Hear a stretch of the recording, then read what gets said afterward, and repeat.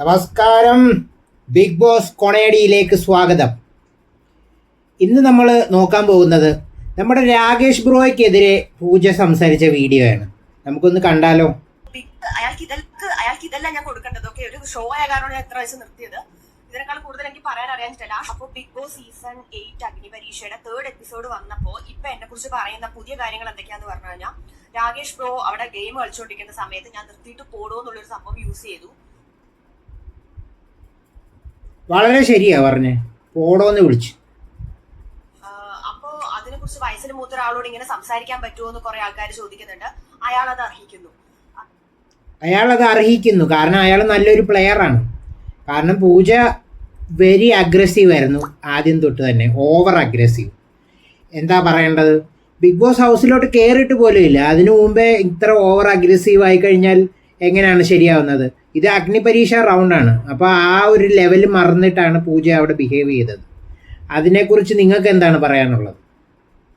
അതായത് ഇപ്പോ നിങ്ങൾ കാണാത്ത പല കാര്യങ്ങളുണ്ട്. ഫസ്റ്റ് എപ്പിസോഡിൽ മറ്റേ ബ്ലോക്ക് ബിൽഡ് ചെയ്തുകൊണ്ടിരുന്ന സമയത്ത് ബ്ലോക്ക് ഇയാൾ എന്നെ തട്ടിയിട്ടപ്പോൾ ഇയാൾ എന്നോട് സോറി പറഞ്ഞിട്ടില്ല. At the same time block തട്ടിയിട്ടതിന് സോറി പറയാനെന്ന് പറഞ്ഞാൽ അത് അബദ്ധത്തിൽ സംഭവിച്ചതാണ്.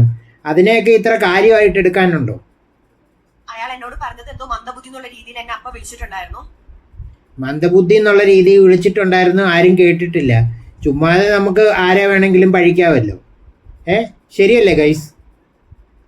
മൈക്കില്ലാത്ത കൊണ്ടോ എന്താണെന്നറിയില്ല, ആ ഒരു ഓഡിയോ എനിക്ക് ഈ ഫസ്റ്റ് എപ്പിസോഡിൽ കേൾക്കാൻ പറ്റിയിട്ടില്ല. മേ ബി അത് ആരും അറിഞ്ഞിട്ടുണ്ടാവില്ല. പക്ഷെ ഇയാൾ എന്നോട് മന്ദബുദ്ധി എന്നുള്ളൊരു വേർഡ് യൂസ് ചെയ്തു. അത് അയാൾക്ക് വ്യക്തമായ ബോധമുണ്ട് അയാൾ എന്നെ അങ്ങനെ വിളിച്ചിട്ടുണ്ട്. എന്നിട്ട് ആ മനുഷ്യനാണ് രാകേഷ് ബ്രോയെ കുറിച്ച് പറയുകയാണെങ്കിൽ, പുള്ളി എല്ലാം ഒരു ഹ്യൂമർ സെൻസിലാണ് ചെയ്യുന്നത്. പുള്ളി ഒരു ഫോർട്ട് കൊച്ചിക്കാരനാണ്. പുള്ളി ശരിക്കും പറഞ്ഞു കഴിഞ്ഞാൽ ഒരു പൊട്ടൻഷ്യൽ ഉള്ള പ്ലെയറാണ്. മിക്കവാറും ബി ഹൗസിലേക്ക് കയറാൻ ചാൻസ് ഉള്ള ഒരു പ്ലെയറാണ്. പൂജ ഓവർ അഗ്രസീവ് ആയിരുന്നു. ജഡ്ജസിനെ പോലും വെറുപ്പിച്ചാണ് അവിടെ നിന്നത്. അത് നമുക്ക് എപ്പിസോഡ് കാണുമ്പോൾ മനസ്സിലാകും. ഈ 3ാമത്തെ എപ്പിസോഡിൽ എന്നോട് കയറി വന്നിട്ട് ഒട്ടും റെസ്പെക്ട് ഇല്ലാണ്ടാണ് സംസാരിക്കുന്നത്. എടാ പോടാ വാടാന്ന് വിളിക്കുകയാണ്. അയാൾക്ക് ഇതെല്ലാം ഞാൻ കൊടുക്കേണ്ടത്. ഓക്കെ, ഒരു ഷോ ആയ കാരണം ഞാൻ എത്ര വയസ്സ് നിർത്തിയത്. ഇതിനേക്കാൾ കൂടുതൽ എനിക്ക് പറയാൻ അറിയാനില്ല. ആ ഷോ 3 ദിവസമായിട്ട് അയാള്. ഇനി നമുക്ക് ഇതിന്റെ കമന്റുകൾ ഒന്ന് നോക്കിയാലോ. നീ കുറച്ച് ഓവറായിരുന്നു സ്റ്റാർട്ടിൽ തന്നെ. 954 ആൾക്കാർ അത് ലൈക്ക് ചെയ്തിട്ടുണ്ട്. അപ്പോൾ അത് ശരിയാണ്. മതി, ഇനി പോയി ഒന്ന് പൊട്ടിക്കരഞ്ഞോളൂ. ഞങ്ങൾ കണ്ടതാ എന്താ നടന്നതെന്ന്. അയാൾ നിന്റെ ബ്ലോക്ക് തട്ടിയതല്ലല്ലോ. അയാളുടെ ബ്ലോക്ക് സ്വയം വീണപ്പോൾ തട്ടിയതല്ലേ. അതിന് നിന്നോട് സോറി പറയേണ്ട ആവശ്യം എന്താ? അത് സ്വാഭാവികം, സംഭവിക്കുന്നതല്ലേ. ജഡ്ജസ് വരെ പറഞ്ഞല്ലോ. പിന്നെന്താണ് പ്രശ്നം? അതാണ് കുഴപ്പം. മോളിപ്പോൾ ഇത് റീച്ചിന് വേണ്ടി വന്ന് പറയുന്നതാണ്, ഞങ്ങൾക്കൊക്കെ അറിയാം. മനസ്സിലായില്ലേ? റീച്ച് ആയിക്കോളൂ. ബിഗ് ബോസ് വഴി റീച്ച് ആവാൻ ശ്രമിച്ചതല്ലേ. അവസാനം എന്ത് സംഭവിച്ചു?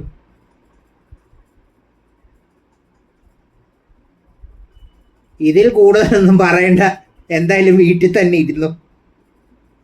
എവിക്റ്റ് ആയത് നന്നായി. നിങ്ങൾ ഇത്ര ഓവറായി തോന്നി.